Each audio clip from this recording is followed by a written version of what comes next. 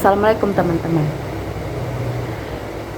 Sebelum aku berceloteh, tonton dulu video satu ini ya.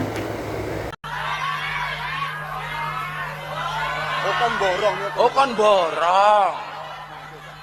Es tehmu jek akeh ra? Masih. Ya kono didol goblok. Ya Habibi, Dolen dhisik. Engko larong payu wis takdir. ya Muayyad, ya Mumajjad, ya Imam al-Qiblataini. Enggak? Aku nggak mau menghujat. Cuman sangatlah disayangkan ya kan. Seorang yang terkenal dan dikenal sering memberikan ceramah-ceramahnya dengan harapan setiap ucapan atau ceramah yang keluar dari mulutnya akan membawa kebaikan untuk dia secara pribadi dan orang-orang sekitarnya, dan syukur-syukur bisa menular ke orang-orang lainnya di luar pertemuan itu. Ini benar-benar gak kusangka, benar, karena seumur-umur hidup aku lihat ustadz atau penceramah yang menggop-gopkan seseorang di depan jemaah lainnya. Sangat disayangkan, benar, nggak nyangka aku. Saat dikatakan seperti itu, si bapak penjual yang setelah aku cari ternyata bernama Bapak Sun Haji. Bapak Sun ini, aku memang bukan pakar ekspresi, tapi kalau aku lihat dari wajahnya, dia memang tersenyum memang. Cuman itu senyum pahit, senyum tidak percaya, senyum kesedihan, menahan marah, apalagi ya. Tapi yang jelas ternampak aku itu jelas senyum tidak percaya. Dia mungkin tidak percaya seorang ustadz sanggup menggopkan dirinya. Senyum sedih pasti. Dia dari rumah nenteng-nenteng ini jualannya dengan harapan lakulah jualannya. Dengan lakunya jualannya bisalah beli entah itu beras, entah sembako, atau sesuatu yang bisa dimakan oleh keluarganya, atau mungkin untuk kebutuhan keluarganya yang lain, entah bayar uang sekolah anaknya, entah bayar listrik di rumahnya, entah pun mungkin jangan-jangan si bapak masih nyewa rumah, entah untuk bayar sewa rumahnya.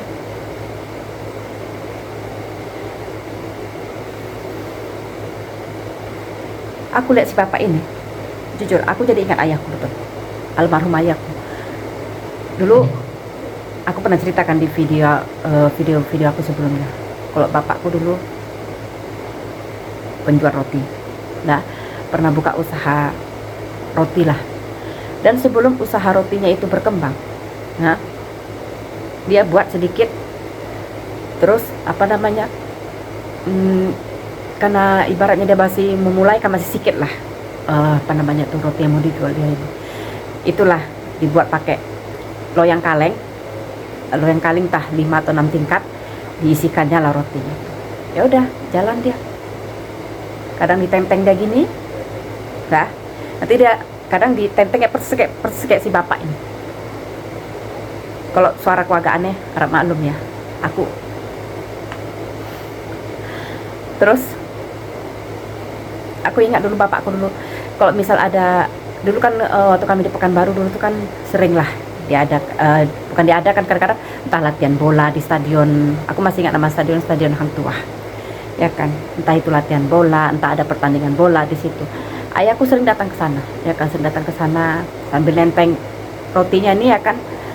Ya udah di pinggir lapangan itu jualan rotinya persis kayak si bapak itu, nenteng rotinya tuh di atas koran, kok dia ngangkat kayak gini cara ngangkatnya kan memang ada pegangannya. Dia ngangkat kayak gini kadang-kadang berat karena kan apa yang rotinya itu bisa sampai 6 atau 5 atau 6 loyang ya kan. Kalau gini terus kan capek. Dia dari rumah jalan kaki ya kan. Ya udah kalau capek ditentengnya lah persis kayak bapak penjual es itu. Jadi gimana aku bilangnya, begitu beredar videonya ini aku langsung ingat ayahku, langsung terbayang sama aku ya kan, seandainya ayahku di posisi bapak ini,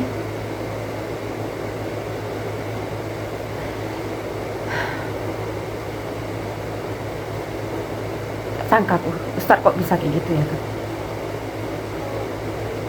Nanti pulang ayahku lah kasihnya lah duit sama mamaku, nanti sama mamaku hati ya kan, nanti untuk jajan anak-anak entah apa yang mau kau belilah.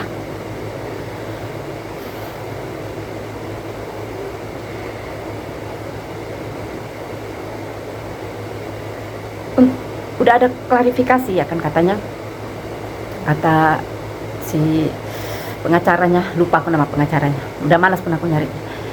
Kata pengacaranya itu memang gaya khasnya Gus Miftah dalam berceramah sambil diselingi guyonan-guyonan. Oke, kita terima. Oke. Terus dengan harapan guyonannya itu bisa menarik perhatian orang-orang dan dengan harapan supaya banyak lah yang datang ke acara dia. Kalau soal bercanda Gus, ini aku membanding-banding ya Gus, boleh ya banding-banding, nggak apa-apa untuk pelajaran kita semua ya kan. Kalau alasannya hanya untuk bercanda, kenapa tidak mencontoh Kiai Haji Zainuddin MZ?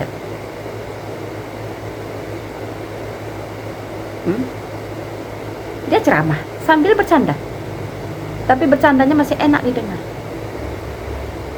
Tidak menghina orang, tidak menggop-gopkan orang, tidak membodoh-bodohi orang. Kenapa tidak tiru almarhum Pak Zainuddin MZ? Logikanya nih ya, kita bawakan lah ke kehidupan sehari-hari lah. Misalnya aku, nih contoh nih ya, aku pun orangnya senang bercanda, suka ketawa-ketawa. Nah, kalau udah bercanda tuh ketawa-ketawa bisa sampai ini ku pun ngilu, capek, pegel. Itulah aku orangnya. Tapi sebrutal-brutalnya, sebarbar-barbarnya aku bercanda dengan kawan-kawanku atau orang yang ku kenal, aku nggak akan bisa bercanda berlebihan kepada orang yang tidak ku kenal. Nggak mungkin aku ada orang yang nggak ku kenal kucuk-kucuk ku katakan dia goblok. Nggak mungkin aku lakukan itu Gus. Akulah sebagai orang awam, orang yang tidak berpendidikan, yang ilmu agamanya kurang, seperti yang ku bilang di video aku sebelumnya, sholat aku kadang-kadang kedeng-kedeng. Untuk melakukan yang seperti Gus lakukan itu, bercanda dengan orang yang tidak kita kenal, dengan mengatakan goblok, itu aku nggak bisa. Masih kupilih kata-katanya.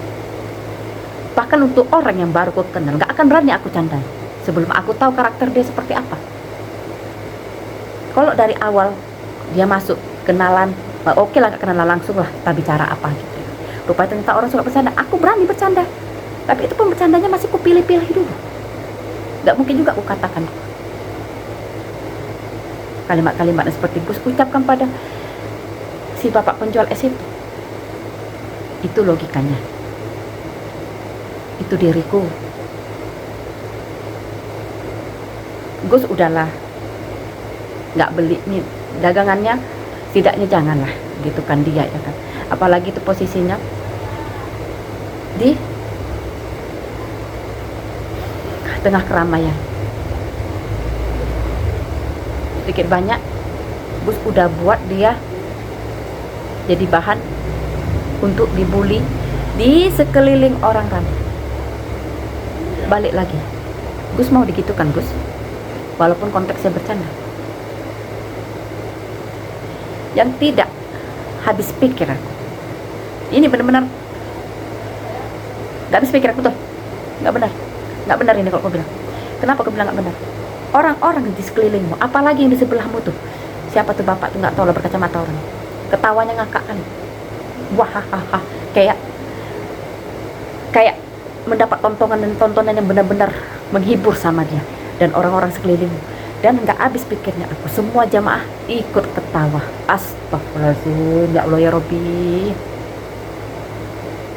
Kalau aku di posisi itu, di dekat bapak itu, kebetulan aku misalnya dekat dengan bapak ini, aku nggak akan ketawa, aku tarik bapak tuh keluar. Ya betul, nggak usah jualan sini pak. Nah, aku tarik bapak itu keluar biar nggak tambah-tambah sakit hati di sini.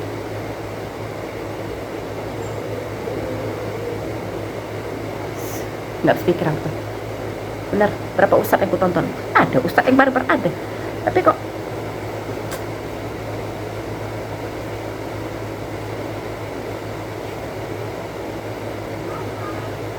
memang hari ini dapat lagu videonya. Gus Miftah udah datang ke rumahnya minta maaf.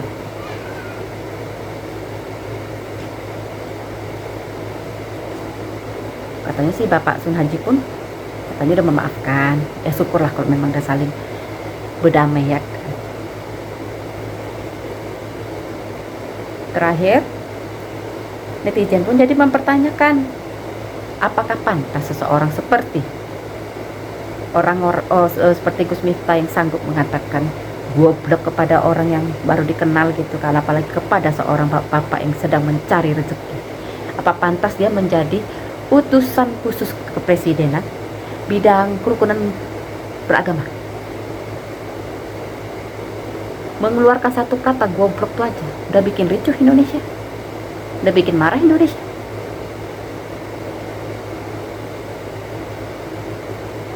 Nah itu politik lah, nggak usah aku bahas. Itu urusan Pak Prabowo, apakah mau dilanjutkan dia jadi utusan itu atau enggak. Udah biar urusan Pak Prabowo itu, kita nggak usah bahas politik.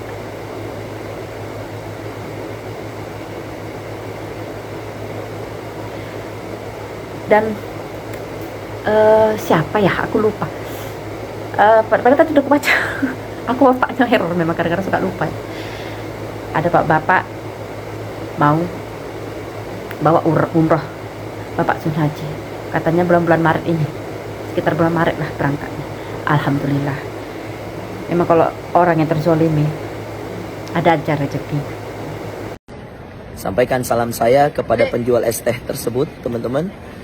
Melalui video ini, bismillahirrahmanirrahim, saya izin untuk mengumrohkan beliau. Insya Allah di umroh akbar saya di bulan Ramadan, saya akan berangkatkan di awal Ramadan beliau untuk berumroh.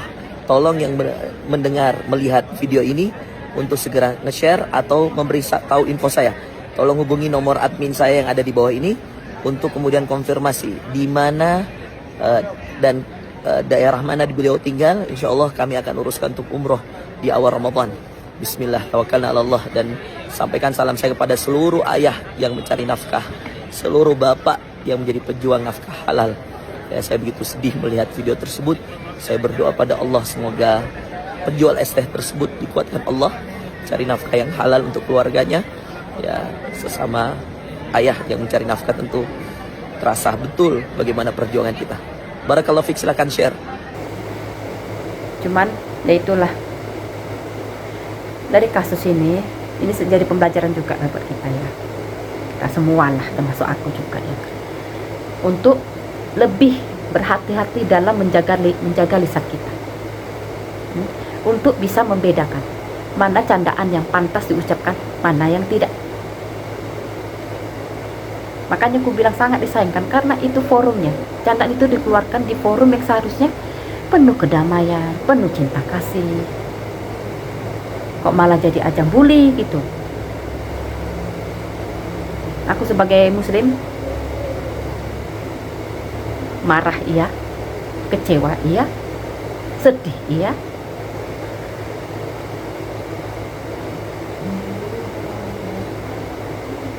nggak, aku kalau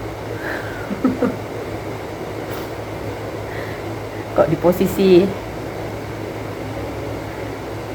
kalau ayahku di posisi itu gitu, ya aku datangin Gus Miftah, betul. Bukan aku seberani, enggak, aku gak terima ayahku gitu itu. Masalahnya kalau hanya antar satu ruangan nih, cuma si Gus sama bapak ini, Kalian cocoknya berdua aja. Bapak ini hanya malu sama dirimu aja, Pak. Bagus. Tapi masalahnya, kau melakukannya di depan orang ramai. Itu bisa kau simpulkan acaramu tuh sama sekali nggak ada bawa berkah lagi tuh. Benar. Acaramu udah jatuhnya udah nggak ada lagi berkahnya tuh, karena sudah menyakiti hati seseorang. Apalagi seorang bapak yang sedang berjuang mencari nafkah untuk keluarganya. Jadi pelajaran juga lah, Gus. Lain kali jangan kayak gitu. Bercanda boleh, tapi pilih-pilih dulu bercandanya kayak mana. Nggak usah tengil-tengil kali lah. Itulah rekomendasi aku. Kalaupun mau berceramah sambil bercanda, tiru aja lah Zainuddin MZ aja udah. Itu lebih enak lagi bercandanya. Ketawa juga nyawa buat dia, tanpa harus menghina, menggoblokkan orang, merendahkan profesi seseorang. Jangan. Itu ajalah sebagai permintaanku ya. Permintaanku Gus ya, sebagai rakyat kecil, sebagai orang awam yang nggak ngerti agama ini. Ya setidaknya aku sedikit banyak tahu aku namanya etika, kesopanan, alhamdulillah aku masih ngerti. Jangan ulangi lagi. Jangan buat kecewa jemaah. Nah ya, ini jadi pelajaran juga buat kita ya. Untuk lebih hati-hati menjaga ini lisan dan bedakan di mana kau patut bercanda, di mana kau harus serius. Nah ya, assalamualaikum.